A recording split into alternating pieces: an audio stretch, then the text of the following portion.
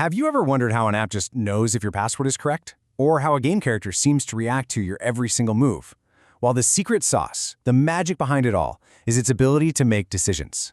And today, we're going to give your code a brain by diving deep into JavaScript Conditionals. Let's get into it. So here's our game plan. First, we're going to get a handle on the main idea, why our code needs to make decisions in the first place. Then, we'll meet the absolute workhorse of conditionals, the if statement family. After that, we'll check out some cool shortcuts. Then we'll get into the nitty-gritty of the building blocks that make it all happen, and finally, we'll put it all together to see it in action. All right, first things first, let's start with the big picture. Before we even type a single line of code, let's ask a really basic question. Why do we even need this stuff? Why is it so important for our code to be able to think? I mean, think about something you do every single day, logging into an app. The moment you hit that button, the app makes a split-second decision. Is this password the right one? That simple yes or no question, that's a conditional at work. It's basically a digital bouncer that decides whether to let you in or not. So, what are conditionals, really? At the end of the day, they're just decision makers. It all boils down to a super simple idea. If this thing is true, then do that thing. If it's not true, well, do something else, or maybe do nothing at all. This if-then logic sounds basic, I know, but it is the absolute foundation of almost every single app you use. Okay, so we've got the why down. Now for the fun part, the how. We're about to meet the most fundamental tool in our decision-making toolkit, the if statement. This is where your code really starts to get smart. Let's start with the most basic version, the simple if statement. This is what you'll use when you only care about one specific thing happening. It's like telling your code, hey, if this one condition is true, run this code. Otherwise, just forget about it and keep moving. Let's see a real example. Here, we're checking if the age is 18 or older. And since it is, the code inside those curly braces runs, and we see the message, you can vote. But here's the key part, what doesn't happen. If the age was 17, that condition would be false, and the program would just skip this block entirely and move on. But what if you need an alternative path? What if you want something to happen when the condition is false? That's where if-else comes in. This is your classic fork in the road. It tells the program, if this is true, go this way. If not, you have to go that way. One of the two paths is always taken. And here's the perfect example, a simple pass/fail grade. The code asks, are the marks 40 or more? Well, 35 is less than 40, so that condition is false. Because of that, the code skips the pass part and jumps straight to the else block, printing fail. No matter what the marks are, you're either going to get a pass or a fail. So let's just quickly nail down the difference. A simple if is like a gate on a one-way street. If the condition is true, the gate opens, you go through. If not, the gate stays shut and you just stop. But if else, that's a true fork in the road. You always go down one of the two paths. There's no other option. Okay, time to level up. What if you've got more than just two choices? What if you have 3 or 4 or even more? That's the perfect job for the if-else statement. Think of it like a waterfall. The code starts at the top and checks each condition one by one until it finds one that's true. A grading system is the classic example here. With a score of 75, the code first asks, is it 90 or above? Nope. Okay, so it moves to the next check. Is it 70 or above? Yes, it is. So it prints grade B and this is super important, it stops right there. The chain is broken.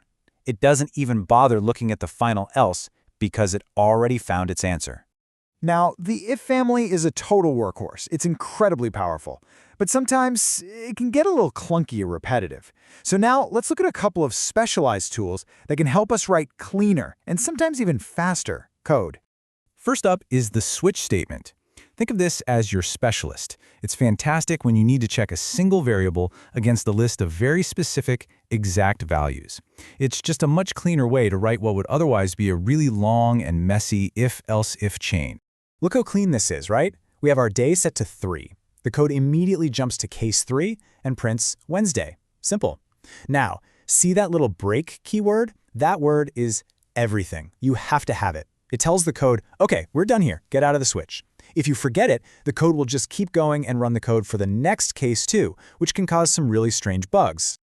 Next up is a personal favorite, just because it's so slick, the ternary operator. This is like the espresso shot of if-else statements. It's all the same logic, but it's packed into one tiny, powerful single line of code. It's perfect for those quick, simple true or false choices. So let's break this down. First, there's a question. Age greater than or equal to 18? Since our age is 17, the answer is no, or false. That means the code runs the part after the colon. Boom, we get minor. This one single line does the exact same thing as a 4-line if-else block. How cool is that? So we've been talking a lot about the condition that goes inside the parentheses, right? The if condition part. But what are those conditions actually made of? What's going on inside? Well, it's time to meet the real building blocks, the operators. These are the symbols that let us ask the questions our code needs to answer. This table shows some of the heavy hitters you'll be using all the time. But okay, everyone, lean in for this next part because it's huge for beginners. The difference between double equals, and triple equals. Double equals is what we call loose equality. It's a little sloppy. It only checks the value. But triple equals is strict equality. It checks both the value and the data type. Pro tip, just always use triple equals. Seriously, it's safer and it will save you from tearing your hair out over some really weird bugs down the road. Trust me on this one. All right, deep breath. It's time for the payoff. We've learned the concepts, we've seen all the tools. Now let's bring it all together and see how these pieces click into place in a practical, real-world example. But first, a quick public service announcement, just to save you some future pain. Here are 3 super common traps that almost every beginner falls into. Number 1, using a single equal sign. That's for assigning a value, not comparing it. Number 2, forgetting that break statement in a switch. And number 3, confusing loose and strict equality. If you can just keep these 3 things in mind, you'll be way ahead of the game. And here it is, the grand finale, a simple login check that uses everything we've talked about. Look what's happening. We've got our if-else statement, ready to handle either success or failure. We're using our best friend, the strict triple equals operator triple equals, to safely compare the username and password, and we're using the logical AND operator AND to make sure that both conditions are true before letting the user in. See? All those different parts working together in harmony. And that's a wrap. We've gone from a simple what if all the way to building a piece of logic that can actually do something. You now have the fundamental tools to create things that are interactive, smart, and responsive.